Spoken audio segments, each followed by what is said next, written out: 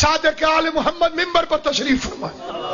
70 بندوں نے سوال کیا، ہر دفعہ بندہ بدل گیا، سوال نہ بدلا. پہلا بندہ اٹھا، فرزند رسول زیارت حسین کا کیا ثواب ہے؟ فرمایا باعث قبولیت اعمال. دوسرا بندہ اٹھا، مولا زیارت حسین کا کیا ثواب ہے؟ فرمایا مستجیب الدعوات ہو جاؤ گے، جو دعا مانگو گے قبول ہوگی. مولا زیارت حسین کا کیا ثواب ہے؟ فرمایا اصلاح الامور، تمہارے کاموں میں آسانی ہو جائے گی. چوتھا بندہ اٹھا، مولا زیارت حسین کا کیا ثواب ہے؟ فرمایا مغفرت. اور بندے نے پوچھا مولا زیارت حسین کا کیا ثواب ہے؟ کہ 70 بندوں کی شفاعت کا حق.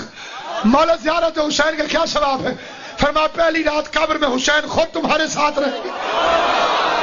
مولا زیارت حسین کا کیا ثواب ہے؟ فرمایا 1.25 لاکھ انبیاء سے مصافحے کی فضیلت. مولا زیارت حسین کا کیا ثواب ہے؟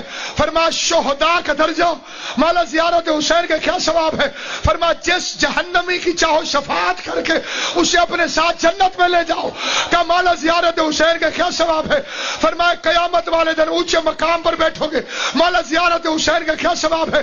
فرمایا حریر و دیبا کے پردے لگے ہوئے بہشت میں تیار مکان. مولا زیارت حسین کا کیا ثواب ہے؟ فرمایا خدا کا نور چہرے میں برسے گا. 70ویں بندے نے اٹھ کے پوچھا مولا زیارت حسین کا کیا ثواب ہے؟ امام نے فرمایا چپ کرو، میں ڈرتا ہوں لوگ حج نہ چھوڑ دیں.